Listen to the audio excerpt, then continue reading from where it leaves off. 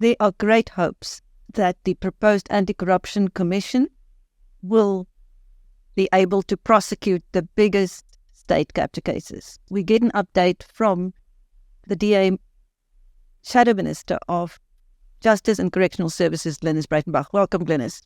Oh, thank you very much. Give us an update.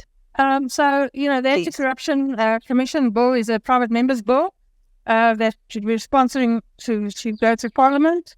We're hoping that all the political parties will support it. And given the current state of the country, I find it difficult to see why any political party would not support it.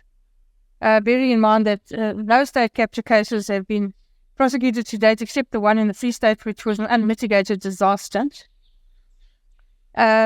So the bill has been drafted. It's a very big bill. It's a very comprehensive bill. I've had discussions with the National Prosecuting Authority, sort of on the sidelines about it. I'll have to approach them now for more support. Their support will be hard to get, I understand that, but we'll try and find a way of working around it. But what it is intended to address is set up outside of the National Prosecuting Authority an independent Chapter 9 institution that will prosecute high-level corruption, so the type of corruption that was found in state capture, and other high-level corruption like Steyn, and high-level organized crime, in order to get those cases dealt with effectively and efficiently, which is not happening now, but also to free the NPA up to deal with all the other matters that they're forced to deal with on a daily basis. Because people want to see connected politicians going to jail, and I understand that, and so do I.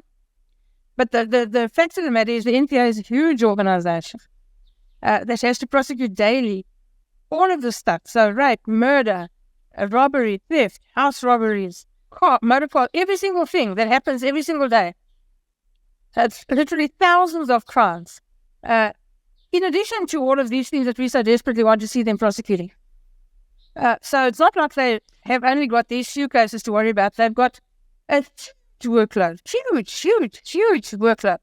They have a paucity of skill. They have a lack of human resources. Their budget is constantly being cut by the government, despite the fact that they loudly say that they're pro-anti-corruption and they want to address corruption. They do very little to put their money where their mouth is, so to speak. So the NPA is perennially under-resourced, both financially and with regards to human resources. And they've got this unit called the Investigating Directorate that was set up by President Ramaphosa 4 years ago. They've done nothing.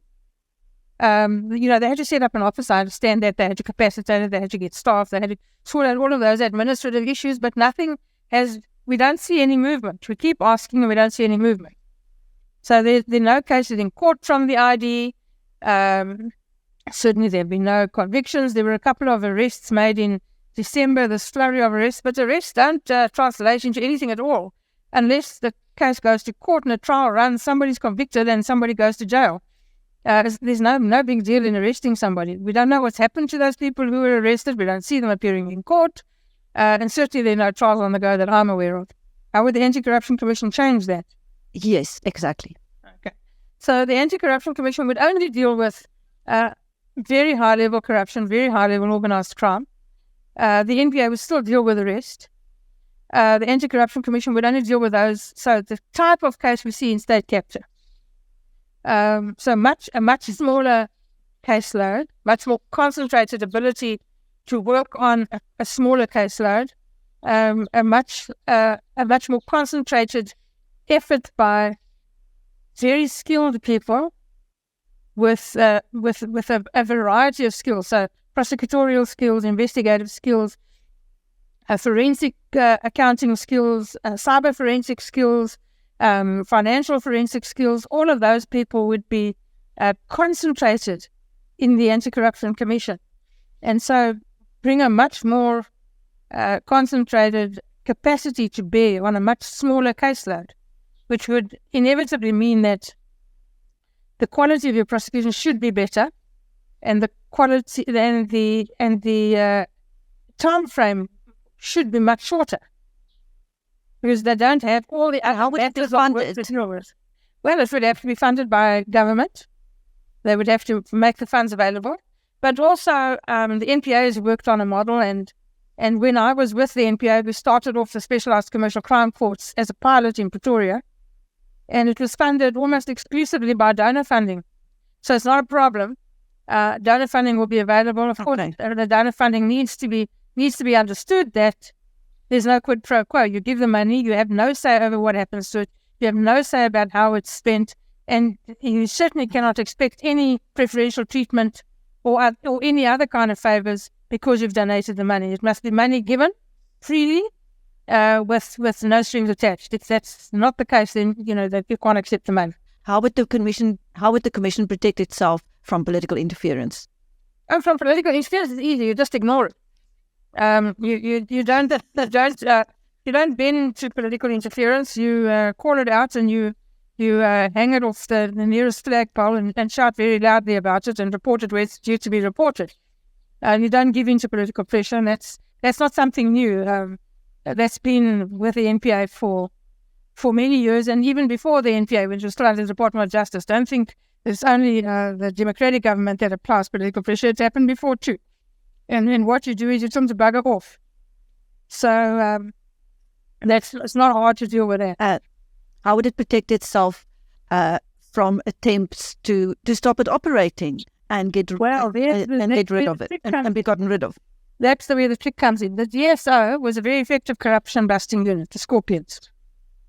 When it went after politicians, it became uncomfortable. They didn't like it, and so they disbanded it.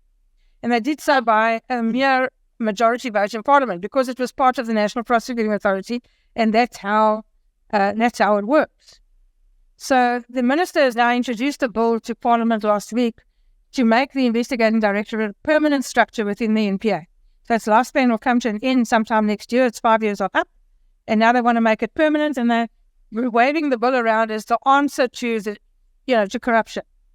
And that's just smoke and mirrors. It's not entirely honest. When the DSO was disbanded, a fellow called Glynnis took the matter to court and ended up in the Constitutional Court, where it was found that the disbanding of the Scorpions was unlawful, and set up a set of criteria called the STIRS criteria, for which would apply to the corruption busting unit that should be set up, that the court found needed to be set up, must be set up, gave an order that it has to be set up to replace the Scorpions. Of course, that hasn't been done.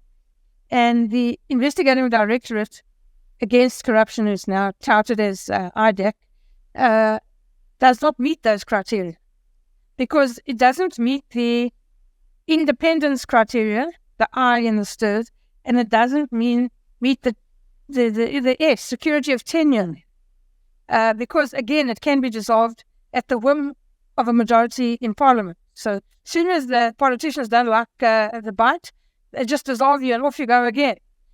Setting it up as the Anti-Corruption Commission will be done because it will require a constitutional amendment, and that bill has also been drafted. Set up as a Chapter 9 institution, you require a much higher majority in Parliament in order to dissolve it. It's a majority that the ANC will never ever see again in this country. So that meets the requirement of independence, and it meets the requirement of security of tenure. So you can actually do your job. You can tell the politicians to bugger off and nobody can do anything to you. You're answerable to Parliament and the courts. That's it. So thank you. So the minister's little bill is not the answer. It's a political smoke and mirrors to try and convince South Africans that the ANC is serious about stopping corruption. Ho, ho, ho. Well, lastly, which would be the first case you would like that commission to take up? Oh, there's a whole raft of them. There's a whole raft. Really, there's so many. Maybe there's a lot. I mean, it's like a kid in a candy shop. There's all of the state capture cases. You can take the entire Zonda Commission recommendations, all of those cases, and just do them and have a great amount of fun doing all of them. Yeah. Thank you. That was Glynnis Breytenbach giving BizNews an update on the Anti-Corruption Commission. Thank you, Glynnis.